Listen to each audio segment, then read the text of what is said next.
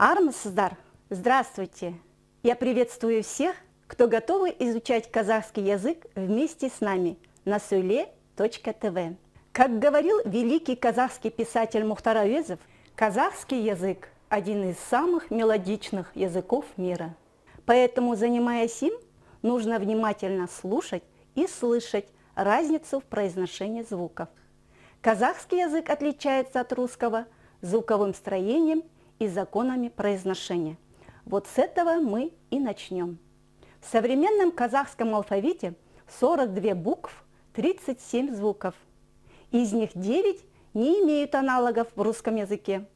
Знакомьтесь, первая буква Ә, Әке, Әже, Әсет, Әсем, Куәлік. Мы учимся правильно произносить специфический звук А теперь настал черед не менее специфического звука Ü. Он произносится мягко, нежно, слегка растянуто. Ü, Өміржан, Ботагөз, Өмір, Өзен, Өрік. Давайте попытаемся изобразить произношение следующих звуков. О,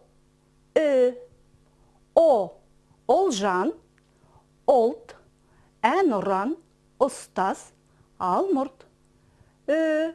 Түркістан, Өлгалған, Жүз, Көз, Күн.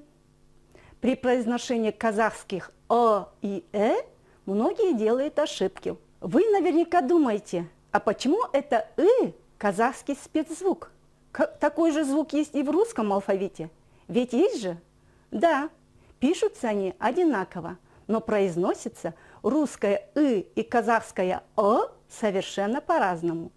Вернее, в казахском языке этот звук как бы не совсем произносится. Например, Ырышан.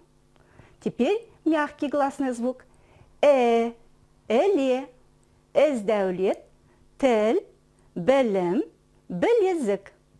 Попробуйте произнести вслух звук Х. Х, Гаухар, Айдахар, Жихаз, Шахар. Звук Ан не имеет соответствия в системе русских гласных. Он носовой, смычный, заднеязычный согласный звук. Ан, Жаңбыр, Таң, Жаңғақ, Ыңғайлы. Следующий согласный звук К. Вам может потребоваться небольшая тренировка. Это действительно непростой звук. И этот звук сочетается, естественно, только с твердыми гласными. К. Казахстан. Казак. Кокок. Кайык. А теперь попробуем произнести вслух звук Г. У вас получится легко. Этот звук как полоскание горла. Г. А резко с придыхательным взрывом Г. Галым, Гарыш, Сагат, Агаш. Итак, звуковой строй казахского языка. Гласные составляют пары по твердости и мягкости. А, О, О, И лишь один гласный звук Е пары не имеет. Присутствие твердого и мягкого звука в слове определяет его звучание. Ударение в казахском языке падает на последний слог.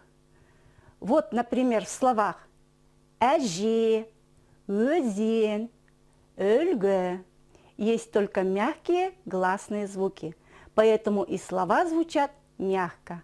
А в словах Ата, Отан, Ырыс твердые гласные, поэтому и звучание этих слов твердое.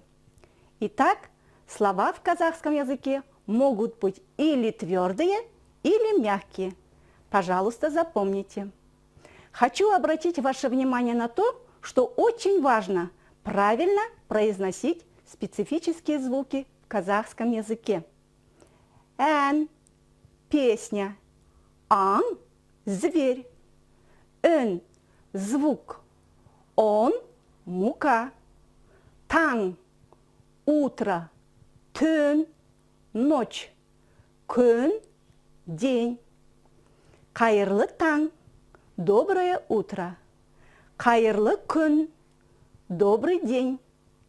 Қайырлы түн, доброй ночи. Как вы видите, от произношения зависит смысловое значение. На этом урок окончен. До свидания. Сау болыңыздар.